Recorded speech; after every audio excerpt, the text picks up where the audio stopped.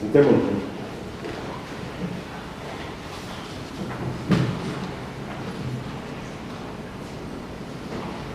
Buenos días.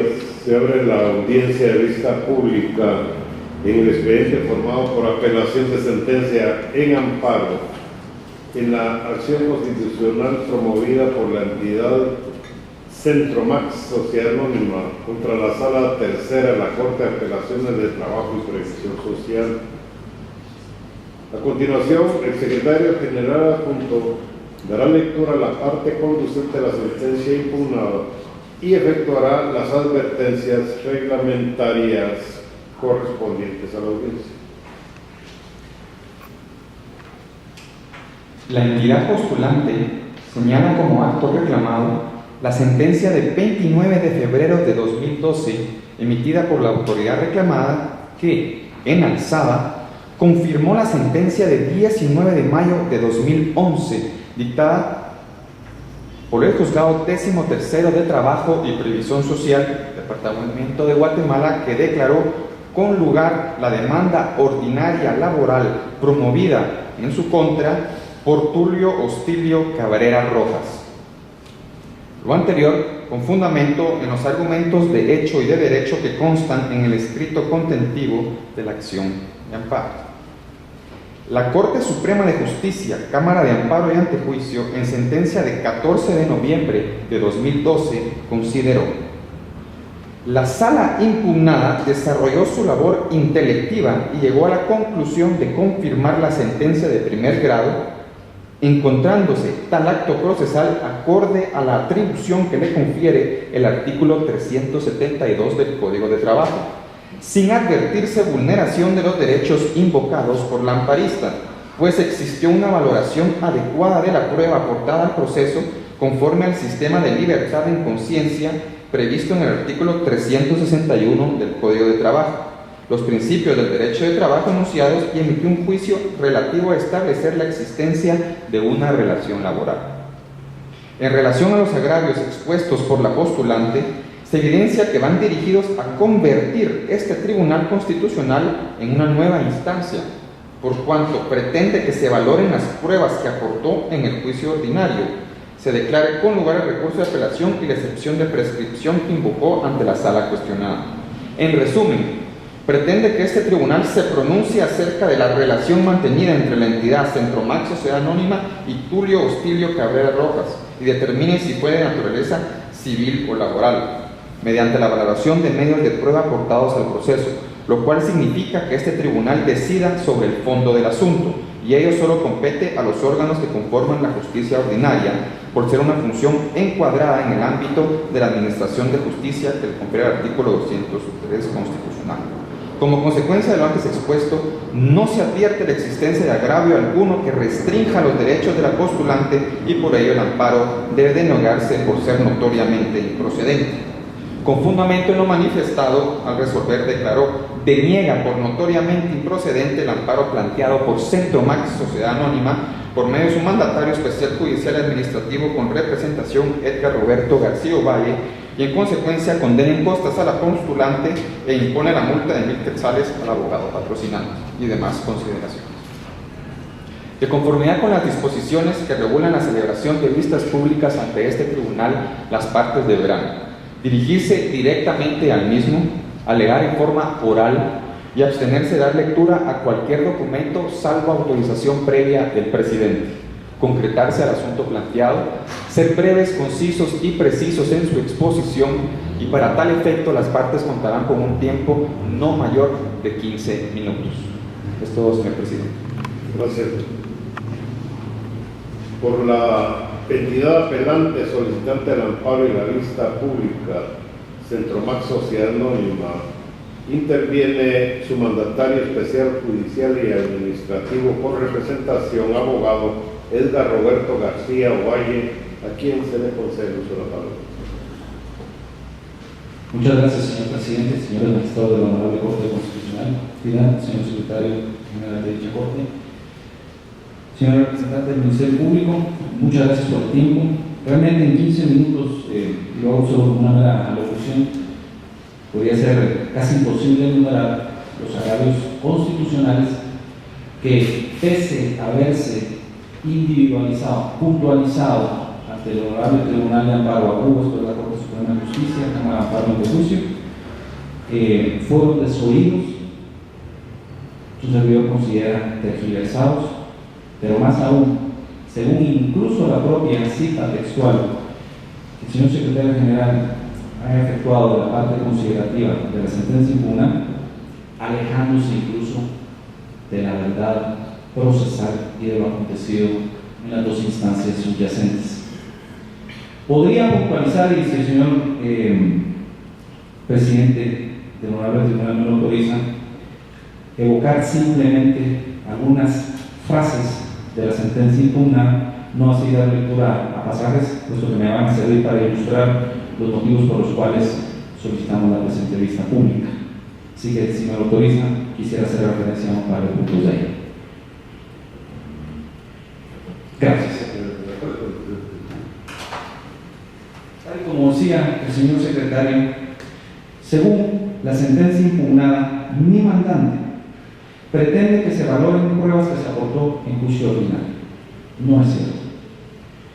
Pretende que se declare como lugar el recurso de apelación interpuesto ante la Sala Tercera de la Corte de Apelación del Trabajo y Previsión Social. No es cierto. Pretende que se declare con lugar la excepción de prescripción. No es cierto. Pretende que se determine si fue de naturaleza civil o laboral la relación jurídica subyacente. No es cierto.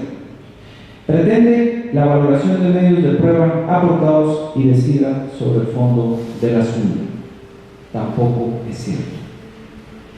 El planteamiento de la acción constitucional de amparo ante la Honorable Corte Suprema de Justicia, lo único que tiene es el señalamiento puntual de agravios de índole constitucional, evidentemente referidos a las actuaciones obrantes en autos y diligenciadas por el juez Acubo, es decir, el juez 13º de Trabajo y Previsión Social, y el Tribunal actual, la Sala Tercera de la Corte de Apelaciones. ¿Cuáles fueron esos agravios? Y ya el hecho de apartarse de la verdad hace mérito para que el recurso de apelación deba otorgarse.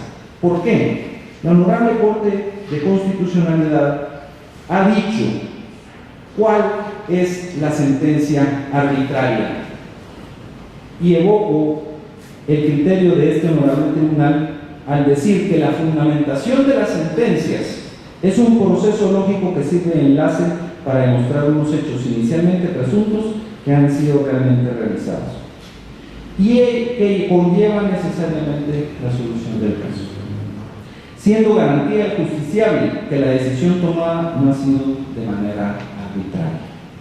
¿Qué es para la Honorable Corte de Constitucionalidad una sentencia arbitraria? Dice, el deber de fundamentar las decisiones judiciales está contenido en las garantías del debido proceso. Eso, hasta donde yo sé, es un derecho constitucional. Y por ello, en toda decisión que afecte derechos fundamentales se debe contar con la debida motivación. De lo contrario, sería una decisión arbitraria.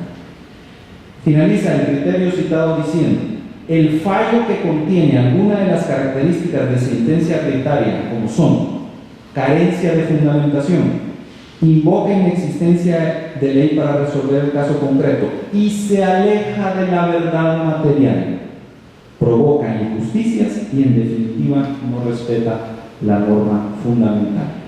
Los señores magistrados pueden revisar desde el primer folio de las actuaciones remitidas en antecedentes al último de ellos, que es la resolución que convoca esta vista, y mi mandante en ningún momento solicitó valorar pruebas, determinar juicio alguno sobre la relación laboral invocada por las partes o contradecida en este caso por mi mandante, nunca solicitó invocar una o declarar con lugar una excepción de prescripción, a lo que se limitó en su petición de fondo, y eso, reitero, lo pueden refrendar en la lectura del memorial de interposición de amparo, es que para efectos positivos del fallo se combinará a la autoridad impugnada a dictar la resolución que correspondía de acuerdo a los derechos constitucionales vulnerados. Eso fue el planteamiento de mi mandante. En cuanto a los hechos que subyacían y que ponían de manifiesto la violación constitucional denunciada, evidentemente se habló que en la sentencia del juez Acuo y en la sentencia del Tribunal Acué ni se mencionaron las pruebas rendidas por mi mandante. La Honorable Corte de Constitucionalidad ha otorgado amparo cuando estima que no existió valoración integral de las pruebas. Valorar las pruebas en conciencia no quiere decir hacer abstracción de los medios rendidos por una parte. Y evidentemente, al considerar la violación al debido proceso, y cito el criterio de la Honorable Corte de Constitucionalidad referido en cuanto a no apreciar integralmente la prueba aportada, constituye una violación al derecho de defensa. Incluso dice la Honorable Corte que, según sus propias definiciones, se priva del derecho de defensa, aludiendo específicamente a de contradicción, de producir medios de prueba para que estos sean válidamente apreciados por el juzgador y de obtener respecto de las pretensiones deducidas en el juicio una decisión judicial fundada. La sentencia que no alude ni considera los medios de prueba de una de las partes no puede ser considerada una decisión fundada, por más que aquella tenga como medio o, en todo caso, como sistema de valoración, la libertad o en conciencia de apreciar dichos medios. Incluso, necesariamente había que hacer alusión a que el juez Acuo estimó que en la prestación de los servicios entre las partes, mi mandante como operadora del gimnasio Working y el actor como prestador de servicios de artes marciales y una disciplina específica de ejercicio o entrenamiento personal, necesariamente, dice el juez Acuo, debían prestarse con independencia de criterio, puesto que, establece el juez Acuo, nadie podía decirle cómo desempeñar las atribuciones, puesto que él era el especialista en la materia. Ese es un hecho categórico definido por el juez Acuo, la independencia en la prestación del servicio. Sin embargo, el juez Acuo, para determinar la existencia de un vínculo laboral, ¿qué es lo que pondera? Dice que la característica principal en un vínculo de naturaleza laboral era que generaba un beneficio económico para ambas partes. Esa es la definición exacta que el juez Acuo da de por qué existía una relación de índole laboral, que se generaba un beneficio económico de las partes. Incluso, citando definiciones de tratadistas como Vera Cabaneras, a eso atribuye la concurrencia de una relación laboral. Y ese beneficio económico se produce en cualquier relación sinalagmática o cualquier acuerdo para la prestación de servicios, sea laboral, sea civil, sea comercial. Es decir, es un razonamiento, una consideración falaz. Luego tenemos que, habiendo hecho valer mi mandante el respectivo recurso de apelación, no solo vuelve a hacerse abstracción de esos medios, sino se incurren nuevos agravios. El Tribunal de Apelación tuvo a bien requerir en auto para mejor proveer un informe del Instituto Guatemalteco de Seguridad Social sobre las planillas de mi mandante. Se estableció por dicho tribunal que estaban todos y cada uno de sus trabajadores, incluido el gerente general. Es decir, no hay razón alguna por la cual a una persona se le debiera de quedar fuera o dejar fuera de dicha planilla, y como sugiere el Tribunal de Amparo, encubriendo una relación que supuestamente era laboral. No existía razón alguna si desde el gerente general hasta el último de los trabajadores estaba en planilla como corresponde. Por supuesto, la única razón es que necesariamente la relación entre las partes no fuera de índole laboral. Sin embargo, lejos, o más bien apartándose de esa función revisora, ¿Qué hace el Tribunal de Apelación? Ante él se hizo valer una excepción de prescripción, la cual en su encabezado dice que sin perjuicio del rechazo a las pretensiones de la parte actora y en ejercicio del derecho de defensa, derecho constitucional, se interponía o se hacía valer la prescripción extintiva o negativa. ¿Cómo resuelve el Tribunal Acuerdo? Número 1. Ni siquiera ponderó los efectos derivados del auto, que era para mejor proveer, es decir, no era una prueba de las partes, era para que él resolviera de una mejor forma o tuviera mejores elementos para resolver. No está ni siquiera en la sentencia de apelación mencionada. Número 2. En una diatriba por demás incongruente y evocando la frase que está citada textualmente, ser o no ser, atribuida al filósofo Immanuel Kant, se dice que el demandante incurrió en una inexplicable contradicción al interponer la prescripción y la deniega, vulnerando así el derecho de defensa por el cual el demandante tenía derecho a hacer valer un medio de oposición como era la prescripción extintiva o liberatoria. Incluso, mi mandante se permitió interponer un recurso de aclaración haciéndole ver, con cierta sorpresa, al Tribunal de Apelación que la frase ser o no ser no era atribuida a Immanuel Kant. Estaba incluida en la obra Hamlet de Shakespeare. Y que en nada había una inexplicable contradicción en hacer valer un mecanismo de defensa. El recurso de aclaración fue declarado con lugar, por cierto, y rectificó la impertinente consideración del Tribunal de Apelación, diciendo que efectivamente no era de dicho personaje la frase, que no tenía nada que ver en el proceso.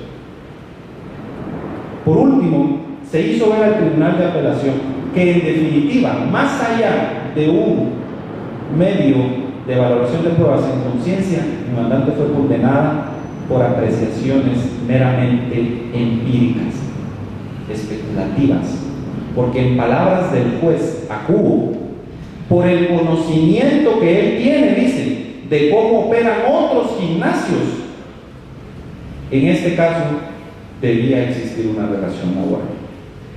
Eso se aparta de cualquier sistema de valoración de pruebas sobre el magistrado. Se denunció la prueba legítimamente obtenida en confesión judicial del actor, la cual está pasada a guisa de plena prueba. De nuevo, nada de eso se aludió en la sentencia. Es decir, no tenemos pruebas valoradas en sentencia. Y eso, señores magistrados, no es solicitar que se declare con lugar la excepción, que se valoren nuevas pruebas, que se determine qué naturaleza fue la del vínculo. No, para eso existió el juicio de naturaleza ordinaria. Sin embargo, el pronunciamiento de primera instancia y de apelación se apartan de todo ello, privan en franca transgresión del derecho de defensa y del debido proceso del demandante la posibilidad jurídica de hacer valer una excepción de prescripción, la posibilidad jurídica de que se valoren sus pruebas como legalmente están establecidas. Y por último, si se van a verter conceptos en las sentencias, que sea en apego a la ley, porque la sala de apelaciones, a más de incluir todos los agravios que ya mencioné, adiciona los propios. Invoca el artículo 18 del Código de Trabajo, que define lo que es el contrato de trabajo, y dice que la característica esencial del vínculo de trabajo es la exclusividad en la prestación de servicios. Señores magistrados, el Código de Trabajo dice claramente que no es característica de la prestación de servicios. Por eso invocaba lo que este honorable tribunal ha definido como una sentencia arbitraria, porque las precedentes en las instancias lo son, pero lo es más aún la del Tribunal de Amparo, porque evoca hechos que no son ciertos. Mi mandante nunca solicitó eso. Mi mandante invocó agravios constitucionales y pidió que conforme a ellos se dictara para efectos positivos del fallo, la sentencia que correspondía por la autoría impugnada. Para terminar, mi mandante hizo evocación de doctrina legal en dos sentidos, o respecto de dos aspectos en particular. Número uno, sobre la acreditación de la relación laboral invocada. De conformidad con la doctrina legal sentada por este honorable tribunal, y cito las sentencias dictadas específicamente en los expedientes 191-2004, 1811-2004 y 2450-2006, los únicos aspectos que obligatoriamente deben ser demostrados o comprobados por el trabajador o quien dice hacerlo son la existencia de la relación laboral alegada. En juicio, lo único que se incorporó fue un bifoliar o trifoliar sobre la calendarización de las horas en las clases que impartía el profesional demandante. Y ese criterio respecto del horario incluso ha sido abordado por este tribunal al decir que el horario no es una característica de la prestación de los servicios. Ese criterio también está invocado. Y de nuevo, la doctrina legal sentada por este honorable tribunal en cuanto a la vulneración del derecho de defensa y el debido proceso cuando la parte no ha tenido la posibilidad de obtener un contradictorio en el proceso. Y ese contradictorio necesariamente está referido en la posibilidad de hacer valer los medios de defensa que la ley le otorga, por ejemplo, la excepción de prescripción, sin perjuicio de las pretensiones, y de que se valoren sus pruebas en sentencia. Todo eso, señores magistrados, y hasta acá su servidor a lo único que ha aludido es a violación de derechos constitucionales. Por todo ello, agradeciendo el tiempo que se me permite de esta exposición, mi mandante por este acto solicita que en atención a los argumentos presentados, las pruebas que obran en el expediente remitido antecedentes y sobre todo la doctrina legal invocada, se dicte la resolución que corresponde declarando con lugar el recurso de apelación interpuesto en contra de la sentencia de fecha 14 de noviembre de 2012 dictada por la Honorable Corte Suprema de Justicia, Cámara de Amparo de Antijuicio. A partir de ello, de nuevo, para efectos positivos del fallo, se conmine a la autoridad impugnada que dicte la resolución que corresponde con base a los argumentos y consideraciones que este tribunal estime oportuno realizar. Muchísimas gracias.